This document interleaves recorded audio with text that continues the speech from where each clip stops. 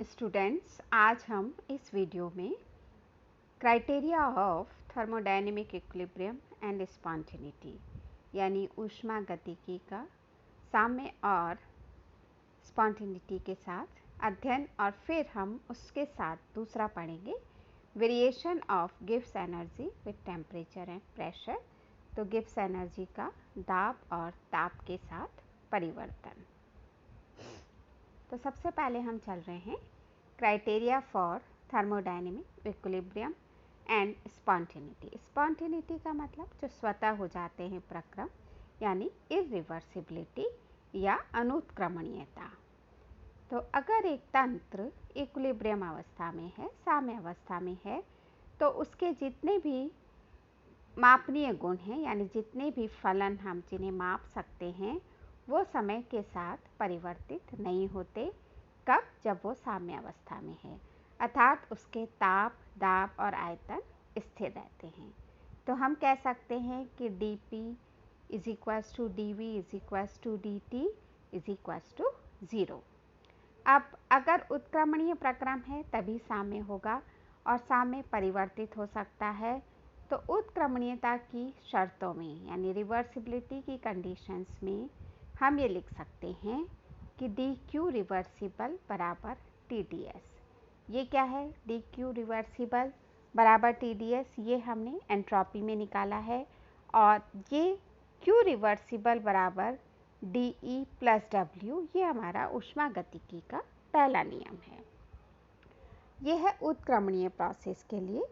अब अनुत्क्रमणीय प्रक्रमों के लिए, तो अनुत्क्रमणीय प्रक्रमों के लिए q रिवर्सिबल बराबर dE प्लस W, ये तो होता है प्लस, पर ये इक्वल्स टू नहीं होता TdS के, ये लेस देन होता है TdS।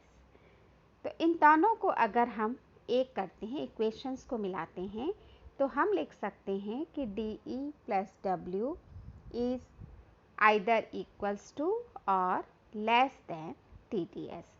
तो इसमें ये दोनों कंडीशंस आ जाती हैं, रिवर्सिबल वाली भी आ जाती है और इरिवर्सिबल वाली भी कंडीशन आ जाती है।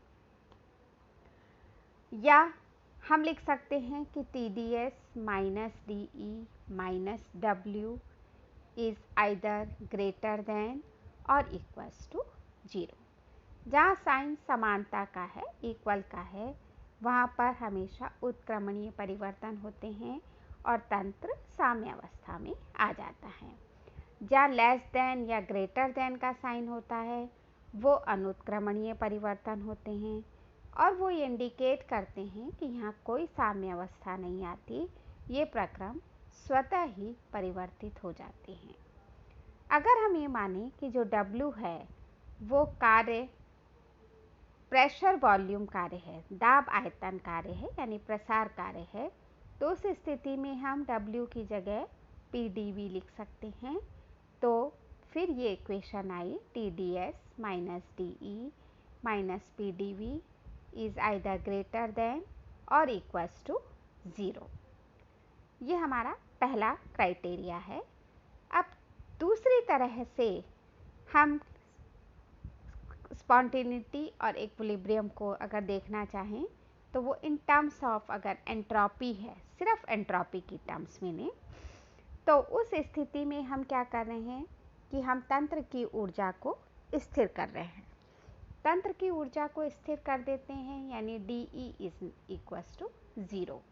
साथ ही साथ हम अगर तंत्र द्वारा कोई कार्य नहीं किया जा रहा, हम ये मान लें, तो W भी 0 हो गया, और हमारी इक्वेशन जो है वो बहुत सिंप्लीफाई हो गई।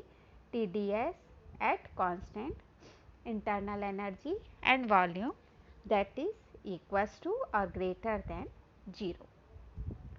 तो हम ये कह सकते हैं कि उत्क्रमणीय प्रक्रम जिसमें आयतन और ऊर्जा का मान स्थिर है, एंट्रोपी का मान हमेशा पॉजिटिव होता है। यानी अगर प्रक्रम स्वतः परिवर्तित हो रहा है, तो एंट्रोपी लगातार बढ़ती चली जाती है, और साम्य अवस्था पर क्या होगा? ये अधिकतम होगी। अब दूसरा क्राइटेरिया हम ले रहे हैं, जिसमें हम एंट्रोपी के ना लेकर अब हम इसमें ले रहे हैं ए हमने लास्ट वीडियो में पढ़ा था, क्या है हमारी हेल्महोल्ट्ज़ एनर्जी, हेल्महोल्ट्ज़। तो ए किसके बराबर है, A is equals to E minus T S. Differentiate करें तो डी ए बराबर डी ई, दोनों के साथ करेंगे, एक बार टी कांस्टेंट रखा तो टी डी एस और एक बार एस कांस्टेंट रखा तो डी टी। तो इक्वेशन आई डी ई बराबर डी ए बराबर D E minus T D S minus S D T, या हम इसको लिख सकते हैं डी ई बराबर D A plus T D S plus S D T. Last slide में हमने क्या इक्वेशन निकाली थी, T D S minus D E minus P D V is greater than और इक्वल्स टू 0। ऊपर के इक्वेशन से डी ई की वैल्यू हम इक्वेशन में पुट करते हैं, तो ये आ गया T D S minus D A plus minus T D S minus S D T minus P D V is equals to और ग्रेटर देन 0। तो टी डी एस कैंसिल हुआ, यानी एंट्रोपी की टर्म ख़त्म हो गई। अब यह आया minus D A minus S D T minus P D V is either greater than और इक्वल्स टू 0। अगर हम ये माने कि प्रक्रम जो है वो स्थिर आयतन और स्थिर ताप पर कराया जा रहा है, तो D T is equals to 0 हो गया और D V is equals to 0 हो गया। तो अब सिर्फ क्या बचा, हेल्महोल्ट्ज़ एनर्जी बची। तो minus D A at constant temperature and volume is greater than और इक्वल्स टू 0, चूँकि साइन माइनस है। अगर हम इसको प्लस करना चाहें तो D A at constant temperature and volume is less than और इक्वल्स टू 0। तो क्या मतलब हुआ, मतलब ये हुआ कि स्थिर ताप और स्थिर आयतन पर उत्क्रमणीय प्रक्रमों में कार्यफलन यानी हेल्महोल्ट्ज़ एनर्जी जिसे हम बोलते हैं, ए का मान हमेशा कम होता है, और जब साम्य अवस्था आ जाती है तो ये न्यूनतम हो जाता है। तो स्वतः परिवर्तित प्रक्रम यानी अनुत्क्रमणीय प्रक्रम होंगे तो D A at constant temperature volume is always less than 0, और अगर रिवर्सिबल प्रोसेस होंगे, उत्क्रमणीय प्रक्रम होंगे, तो वहाँ साम्य अवस्था होगी, और उस साम्य अवस्था पर D A at constant temperature and volume is equals to 0। अब इसी क्राइटेरिया को अगर हम in terms of free energy या गिब्स एनर्जी के रूप में लेते हैं, तो गिब्स एनर्जी को हम जानते हैं जी किसके बराबर होता है, H minus T H. H क्या है, एंथैल्पी है, और एंथैल्पी किसके बराबर होती है, E प्लस पी वी के। तो हमने पहले फर्स्ट इक्वेशन को डिफ्रेंशिएट किया, तो डी जी बराबर T H minus T D S minus S D T. बारी बारी से एक बार टी के साथ और एक बार एस के साथ डिफ्रेंशिएट करते हैं।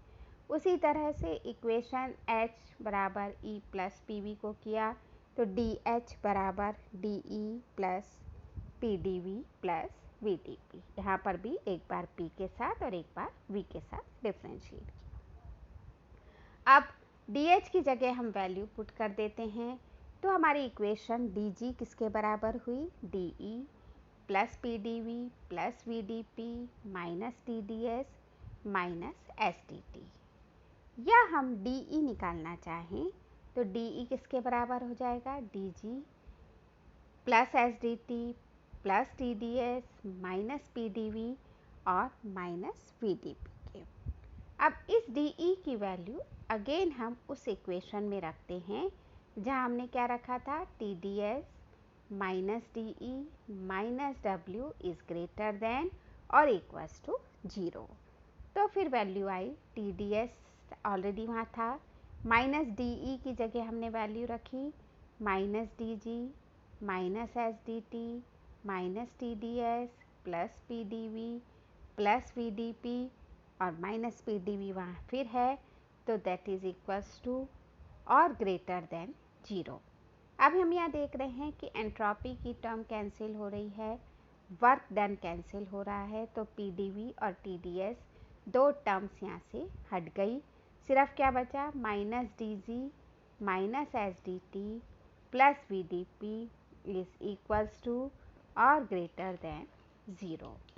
इसका मतलब अगर हम इस इक्वेशन को स्थिर ताप और स्थिर दाब पर कराते हैं, यानी एट कांस्टेंट टेम्परेचर और कांस्टेंट प्रेशर पे किया, तो dP इज इक्वल्स टू 0 और dt इज इक्वल्स टू 0 हुआ। उस कंडीशंस में माइनस dg कंडीशन लगानी पड़ेगी, pressure and temperature is either greater than और इक्वल्स टू 0 हुआ। चूँकि साइन माइनस है तो हम dg at constant pressure and temperature लिखें, then it is will be less than और इक्वल्स टू 0 हुआ। इसका मतलब क्या हुआ? इसका मतलब ये हुआ कि जब स्थिर दाब और स्थिर ताप पर हम कोई उत्क्रमणीय प्रक्रम लेते हैं, रिवर्सिबल प्रोसेस लेते हैं, मुक्त ऊर्जा का मान कम होता चला जाता है और साम्य अवस्था पर ये शून्य हो जाता है।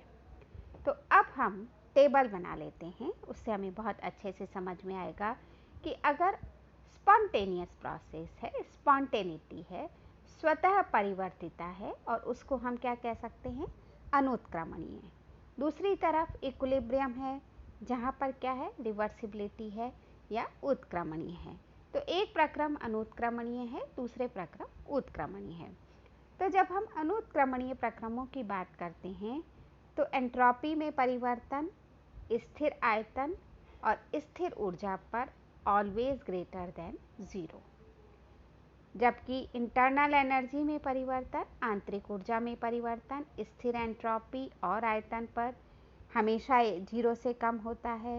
एंथैल्पी में परिवर्तन स्थिर दाब और स्थिर एंट्रोपी पर, गिब्स एनर्जी में परिवर्तन स्थिर दाब और स्थिर ताप पर, और हेल्महोल्ट्ज़ एनर्जी या वर्क फंक्शन में परिवर्तन स्थिर ताप और स्थिर आयतन पर हमेशा 0 से कम होगा। यानी एंट्रोपी का मान पॉजिटिव होता है, बाकी सब के मान नेगेटिव होते हैं। उसके दूसरी तरफ जब हम उत्क्रमणीय प्रक्रमों की बात कर रहे हैं और जहाँ इक्विलिब्रियम आ गया है, जहाँ साम्य अवस्था आ गई है, उस स्थिति में अगर हम देखें तो एंट्रोपी में परिवर्तन स्थिर ऊर्जा और स्थिर आयतन पर 0 है। आंतरिक ऊर्जा में परिवर्तन स्थिर एंट्रोपी और वॉल्यूम पर, एंथैल्पी में परिवर्तन स्थिर एंट्रोपी और दाब पर, वर्क फंक्शन कार्य फलन में परिवर्तन स्थिर ताप और आयतन पर, और गिब्स ऊर्जा में परिवर्तन या मुक्त ऊर्जा में परिवर्तन स्थिर दाब और ताप पर इक्वल्स टू 0 होता है। यानी जब साम्य अवस्था है तो सारे परिवर्तन शून्य होते हैं। नाउ अब हम दूसरे टॉपिक पे आ रहे हैं। पहला टॉपिक हमारा क्राइटेरिया खत्म हुआ। अब हम आ रहे हैं गिब्स ऊर्जा में परिवर्तन या variation of G with temperature and pressure. तो ताप और दाब के साथ मुक्त ऊर्जा या गिब्स ऊर्जा में कैसे परिवर्तन होता है। तो सबसे पहले हम इक्वेशन लिखते हैं कि G बराबर H माइनस टी एस। ये हमारी क्या है, मुक्त ऊर्जा। H किसके बराबर है, E प्लस पी वी के। तो हम दोनों को ऐड कर दें तो हमारा G किसके बराबर हो जाता है, E plus P we minus T S के।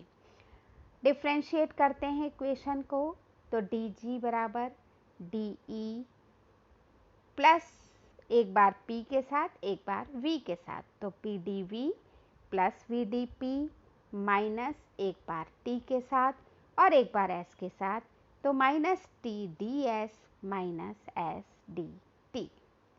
अब ऊष्मागतिकी का पहला नियम क्या कहता है, Q is equals to D E plus D W. और अगर कार्य कैसा है, प्रसार कार्य, तो Q हम जान रहे हैं कि प्रोसेस कैसा है हमारा, उत्क्रमणीय। तो हमने लिख दिया Q reversible is equals to D E plus P D we.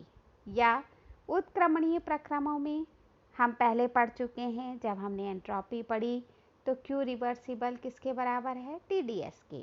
तो लेफ्ट साइड दोनों की सेम है तो राइट भी सेम हो गई।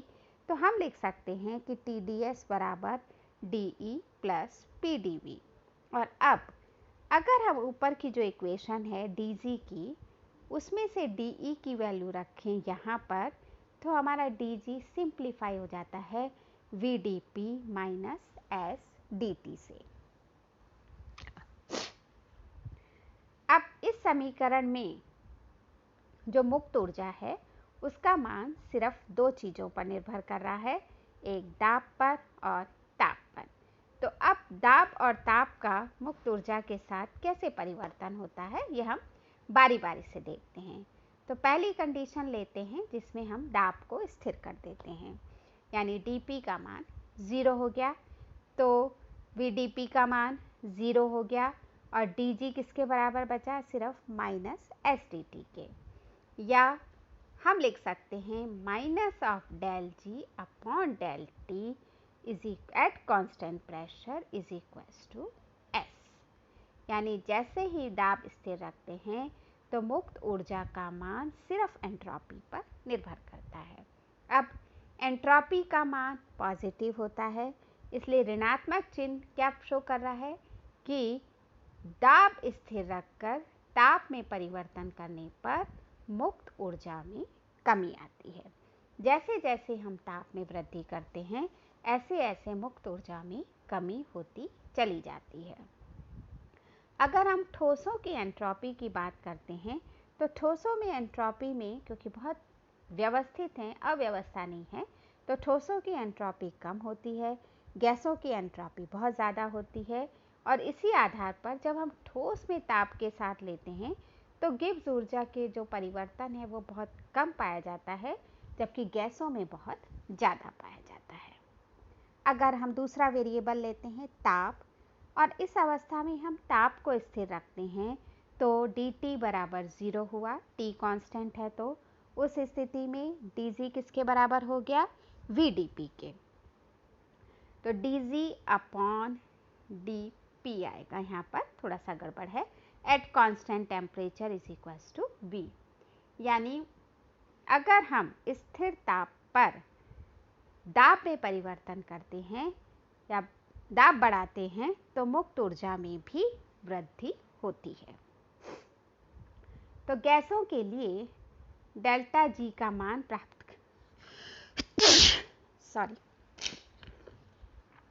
तो इसका मतलब ये हुआ कि जैसे जैसे हम दाब बढ़ाते हैं मुक्त ऊर्जा में वृद्धि होगी।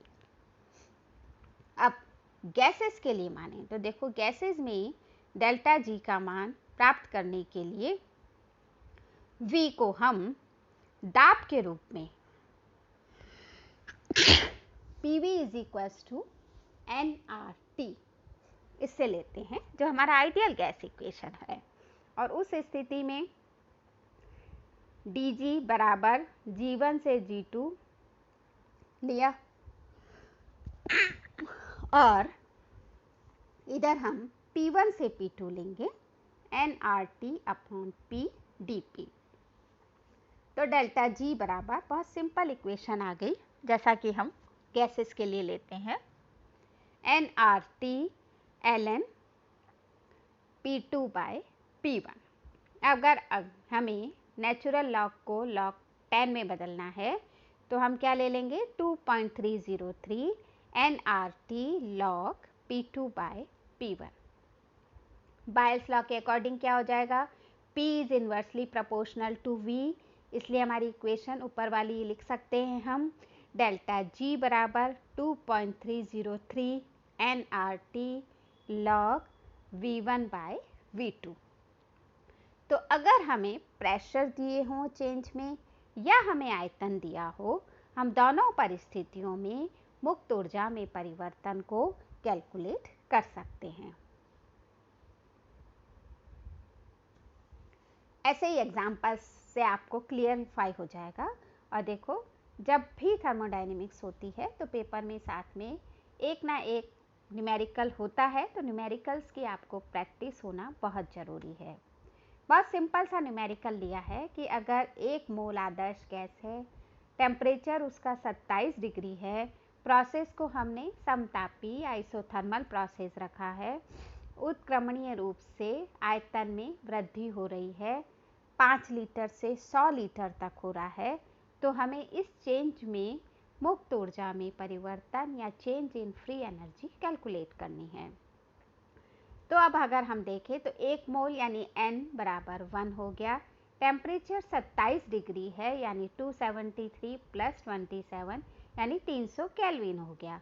पहला वॉल्यूम 5 लीटर है, दूसरा वॉल्यूम 100 लीटर है और R हमें क्या रखना है, चूँकि जूल्स में चल रहे हैं तो 8.314 किलो जूल पर मोल, और हमने चूँकि वॉल्यूम्स लिया है तो इक्वेशन ले ली 2.303 nRT log V1 by V2 और सिंप्लीफाई करने पर हमारा ये रिजल्ट आ गया। कुछ भी नहीं करना है, nRT और V1 by V2 की वैल्यू पुट कर सिंप्लीफाई कर दीजिए। आप इसको लॉग की वैल्यू आपको एग्जाम में दी जाएगी और उससे ये कैलकुलेट हो जाएगा।